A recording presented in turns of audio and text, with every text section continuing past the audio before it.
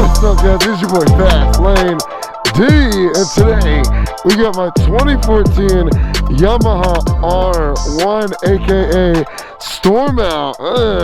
And if you guys didn't know, I actually used to own a 2008 Yamaha R6. That was probably the worst bike I've owned. I've owned about 7 bikes now, and that was by far the worst, but not because something Yamaha did. I'll explain more about that later on. But guys, Yamaha announced they are no longer making the R6. What? Oh my gosh, the iconic Yamaha R6 will no longer be made. I had to come out here and hop on the bike, even though it is not an ideal day to ride. We're gonna go out and we're gonna talk about this. This is huge, like absolutely huge. But before we hop into that, it's time for my favorite part of the day, the cold start, baby. Woo! Oh. Oh. Just listen to the toes. Oh my god. I mean, name another bike that sounds better. Alright, someone comment down below. Oh my goodness. Storm, I love you, girl. I love you.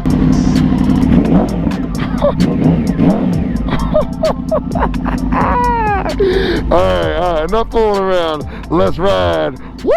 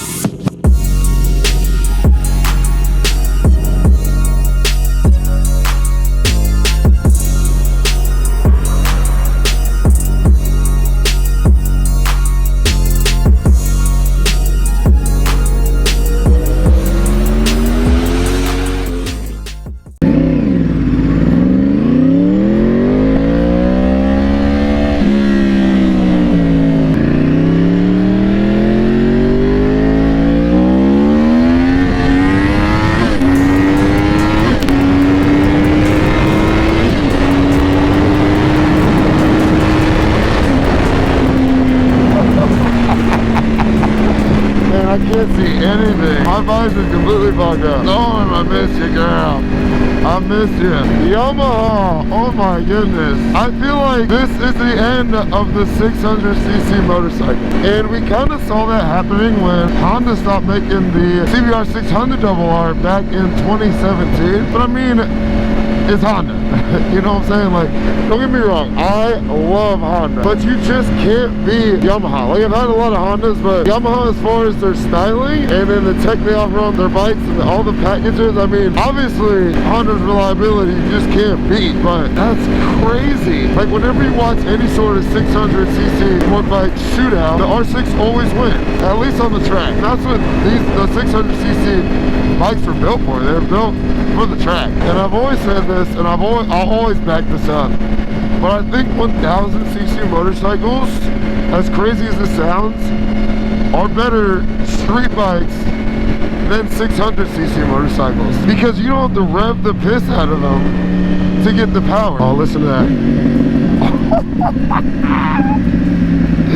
Popcorn, baby. Anyone hungry? Once you get used to the power on a 600, the power band doesn't kick in until like 9-10k in the RPMs, if not higher. Versus on this bike, like, you feel the power band kick in around like 3,000-4,000 RPMs, and then it's just straight linear power for the rest of the power band. So on the street, I don't really need to rev the hell out of this bike to get that adrenaline rush. Like, I feel it in the lower RPMs. And when you're street riding, having that torque is where it's at all day.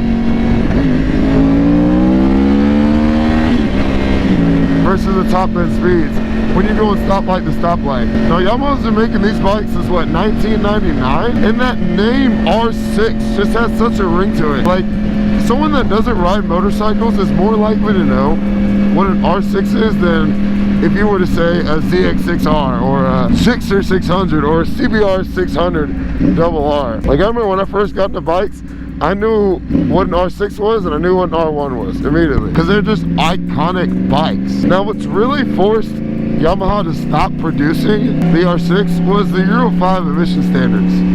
And they just can't justify selling the bike in North America only. Motorcycle sales in the 600cc class have been going down for a while now. Like, that's not a surprise to anyone. Now, I definitely think the ZX6R and the Gixxer 600 are next on the list to go, without a doubt, 100%. And I think the 750 will stick around for a little bit, but I also think that bike will go. I think sport bikes will primarily go to 1000 cc's only. For street riding, it just makes more sense to have like a Street Fighter or a Supermoto or something that's just a little bit more practical than a high revving 600cc motorcycle. And I think all the awesome Street Fighters that have been coming out have really been what's been taking away sales from the 600cc class. Now the 1000cc class definitely is not going anywhere.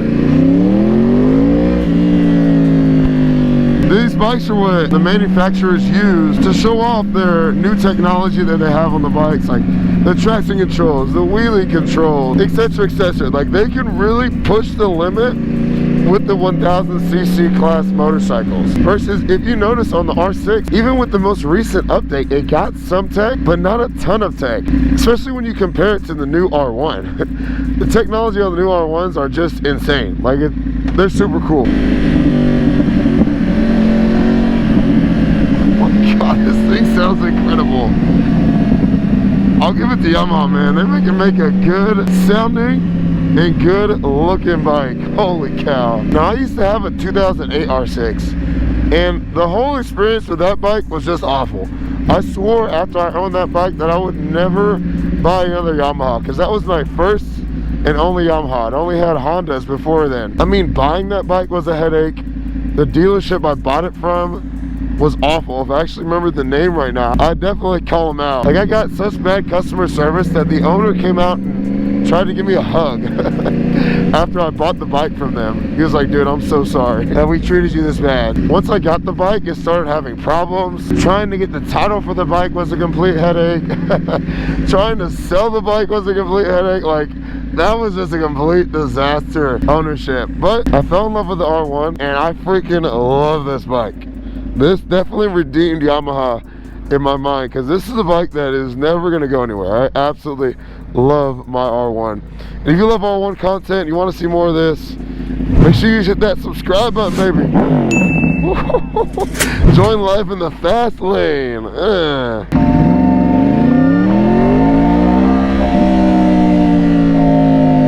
Alright, let's get this drone up in the air. Get y'all some aerial downtown shots. Good old downtown Lexington.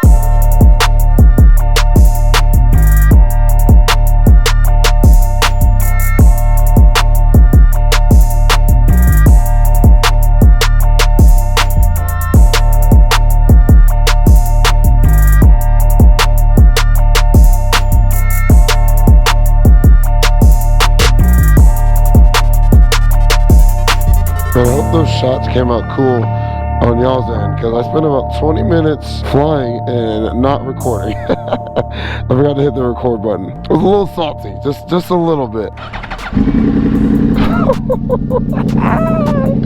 Yes, sir.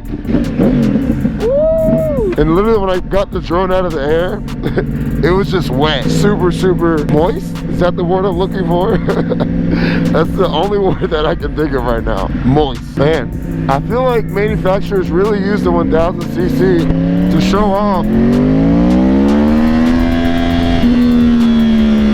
what they can do with these bikes. And I'm not gonna lie, if I were a betting man, I'd be willing to bet that the profit margins on the 1000s are a little bit higher than on the 600s. Let's chill out, we're in the city. There's no need to ride crazy out here in the city, man. People aren't paying attention. I don't know, but I really wish Yamaha would do like a send-off, like a cool final edition, just to send off the iconic R1, because there's no other bike like it. Like, that bike is just unmatched. I mean, for 10 years, literally about 10 years, a decade, that bike stayed the same because it was perfect.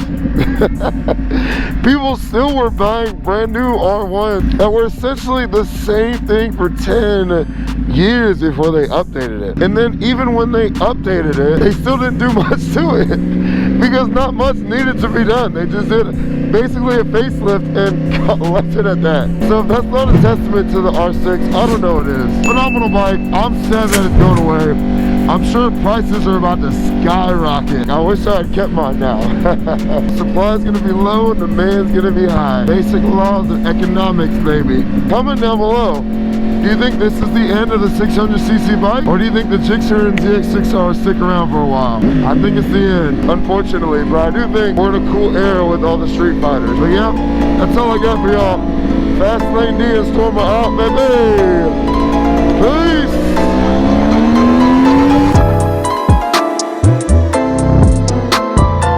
I don't know how I'm gonna get through winter. It's like upper 40s right now, and I am dying. I'm definitely gonna need some off the bike content for you guys to suggest for me. Let me know. Comment down below.